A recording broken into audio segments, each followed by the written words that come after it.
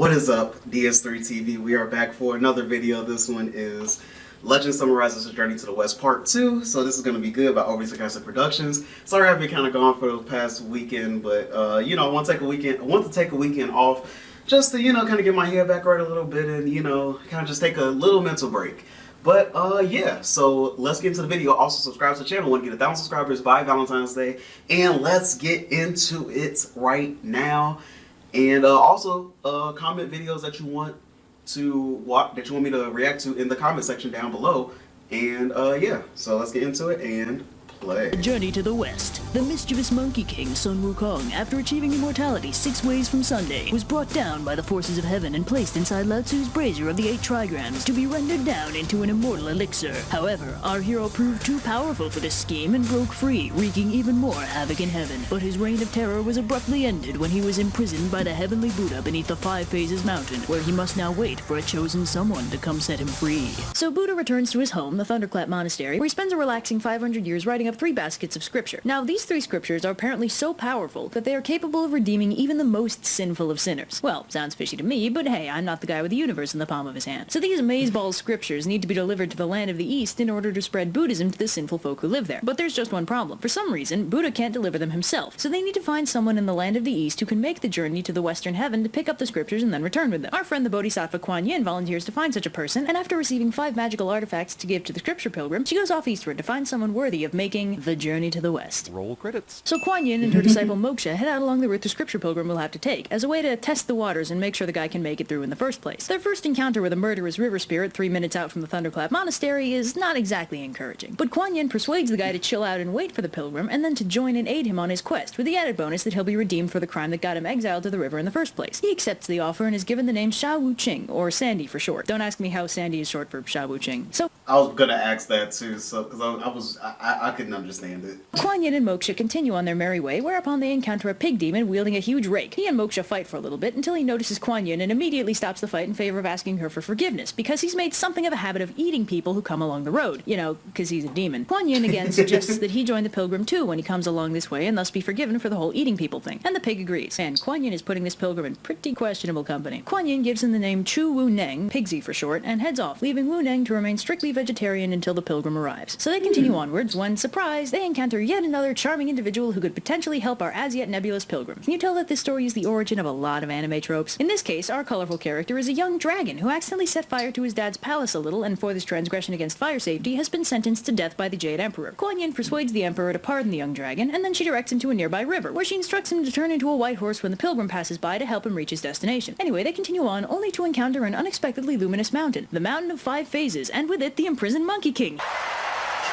So Wukong's like, Kuan Yin, how's it going, girl? Great to see ya. It's been really lonely for the past 500 years, you know? Nobody ever comes by to visit. And Kuan Yin's like, yeah, that's great. Listen, I'm about to go find someone to make a pilgrimage for me. He'll be coming by soonish. He's gonna release you from this mountain, and then you need to help him get where he's going. You got that? And Wukong's like, 10-4, good buddy. Yep, I am just all about that virtuous mission. So I don't know if he's about that, but we're gonna find out. Kuan Yin and Moksha arrive in the city of Chang'an and disguise themselves so as not to attract too much attention. Then they set about finding the right monk to serve as the protagonist to this little adventure. Speaking of protagonist, here's where the book veers off into a tangent to describe the ludicrously convoluted family history of this dude Xuanzang, who, in case you hadn't already guessed, is our soon-to-be protagonist. Now, Xuanzang has one of the most complicated family histories in all of epic protagonistdom. I won't recount the whole thing here because that would take all day, but basically he's the grandson of an emperor, he's been raised as a monk his whole life after being Mosesed by his mother, and he's the reincarnation of Golden Cicada, an original disciple of the Buddha and a holy being. So Xuanzang is basically the best guy ever, and a total sweetheart, despite the wacky circumstances of his birth. So long story short, 3 court officials convene to select a worthy monk for reasons completely unrelated to Kuan Yin's mission, and of course they select Xuanzang, the biggest Boy Scout in all of ancient China. Anyway, Kuan Yin catches wind of this and goes to see if he's worthy of being the scripture pilgrim. She finds her way to the court officials and gives them 2 of the various gifts the Buddha had given her to give to the pilgrim, so that they might give them to the most virtuous monk they know. So Xuanzang gets a beautiful robe and a priestly staff, both courtesy of Kuan Yin, and Kuan Yin learns that Xuanzang is the best man for the job. So the Grand Mass, which is the thing that they selected Xuanzang for, happens, wherein Xuanzang has to present a memorial to the Tang Emperor. Kuan Yin takes the opportunity to steal the show by revealing herself in all her glory to the court, and officially requests a volunteer from the audience to go on the pilgrimage to go to the Western Heaven and retrieve the Tripitaka, which is the official name for the thing the Buddha made. Xuanzang obviously volunteers, just as planned, and Xuanzang is given the by-name Tripitaka and sent on his merry way with a horse and 2 attendants to help him. Don't get too attached to them, though, as the party is captured by demons almost immediately, and Tripitaka's 2 attendants are killed and eaten. Great start. So the demons finish their attendant buffet and bunker down for the night, leaving poor Tripitaka to ponder his exciting future as lunch meat, when suddenly a mysterious old man appears out of nowhere and frees him, and Tripitaka's like, Where the heck did you come from? and the old man's like, don't ask stupid questions, here's your horse. So Tripitaka and the old man zip out of the cave, and Tripitaka goes to thank him, only to find that he's vanished, leaving a note explaining that he was the gold star of Venus himself, providing a helpful bit of divine intervention. So Tripitaka goes on by himself for about half a day, only to discover that he really doesn't have the constitution for all this questing nonsense, and he and his horse are just about done with everything, when who should come to the rescue but a friendly, boisterous hunter named Po Chin, who spooks all the beasties that were harassing Tripitaka and offers to guide him to his home. So Po Chin and his family have Tripitaka over for dinner, which is slightly awkward because Tripitaka is extremely vegetarian and Po Chin's family hunts all their food, but they handle it gracefully, and Tripitaka further endears himself to the family when he accidentally pacifies the ghost of Po Chin's father, like you do, which prompts Po Chin to offer to guide Tripitaka to the mountain on the border of the Tang Empire to ensure no further hijinks ensue. Did somebody say hijinks? So as it turns out, the mountain they get to is none other than Five Phases Mountain, where our good buddy Sun Wukong is still languishing. So Wukong's like, yo, kid, are you that pilgrim guy? Kuan Yin said you'd be coming by to let me out. And Tripitaka's like, Awesome.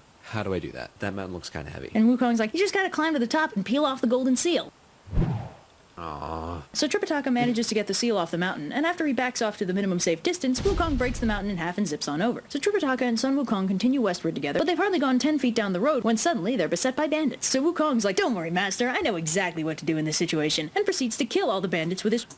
I mean, yeah, he does. I mean, the Monkey King does know what to do. I mean, obviously. trusty stick thing. But Tripitaka's like, Son, we don't kill people. and Wukong's like, I think you mean you don't kill people. And Tripitaka's like, No, you're Buddhist now. Buddhists do not kill. and Wukong's like, ooh, look at Mr. Big Shot over here telling me who I can and can't kill. And storms off in a huff, which, if you'll recall his not inconsiderable mobility, means the Monkey King is over the horizon before poor Tripitaka can get a retort out. So Tripitaka heads off on his own for a bit when he runs into a mysterious old woman holding a fancy shirt and cap. So the old lady's like, hey, what's the matter, kid? You look like a super-powered disciple just totally ditched you or something. And Tripitaka's like, You got it in one, mysterious old woman.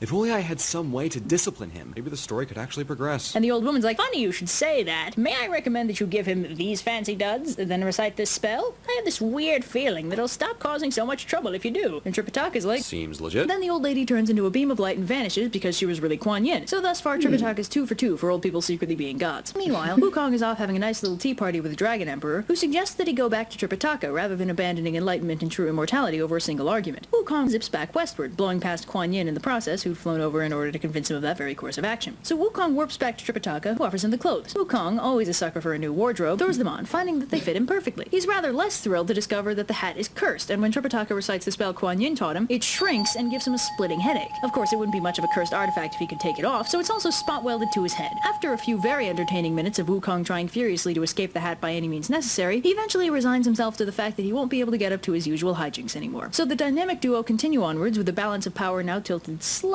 more evenly. It doesn't take long before they arrive at a nice calm stream that happens to be home to an enormous fuck you dragon.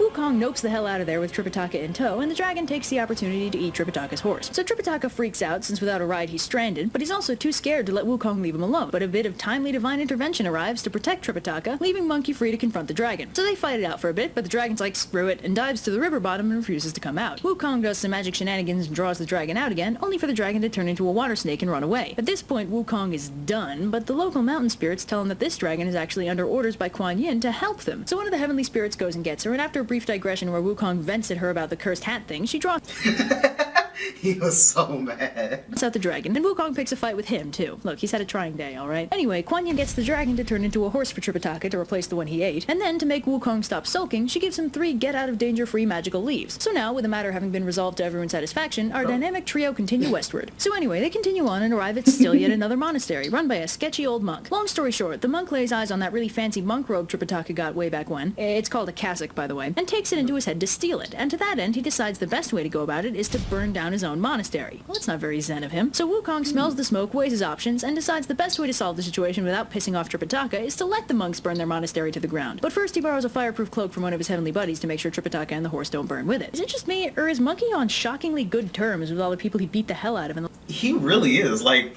I don't understand. Why is he on such good terms? The last video. The fire eventually burns itself out and Tripitaka finally wakes up, only for them to find out that during all the confusion, a mountain demon came by and stole the cassock. Also, the patriarch monk killed himself. So anyway, Wukong zips on over to the demon's mountain and they fight, but the demon calls a lunch break and locks himself in his mountain. So Wukong zips back to the ruined monastery for snacks, then returns to the mountain to sneak in. So Wukong disguises himself as the old monk and has a little tea party with the mountain demon, and then they fight more, but the demon runs away again and Wukong decides to call in the cavalry. He goes to Kuan Yin, and together they figure out another way to sneak in and get the cassock back. Kuan Yin disguises herself as a Taoist friend of the demons, and Monkey King disguises himself as a present from that friend, a pill of immortality. Long story short, Wukong beats up the demon from the inside. Ew. Kuan Yin retrieves the cassock, and Wukong returns it to Tripitaka, and they continue on their merry way. Will son Wukong learn to value friendship over his impulsive desires? Will Tripitaka succeed in his quest to the Thunderclap Monastery? Will that stupid horse ever remember he can fly? Find out next time on Journey to the West.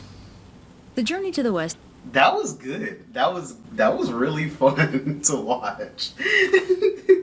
But yeah, so I guess we'll catch that in the next episode. And yes, I'll talk to you guys in the next video, and peace.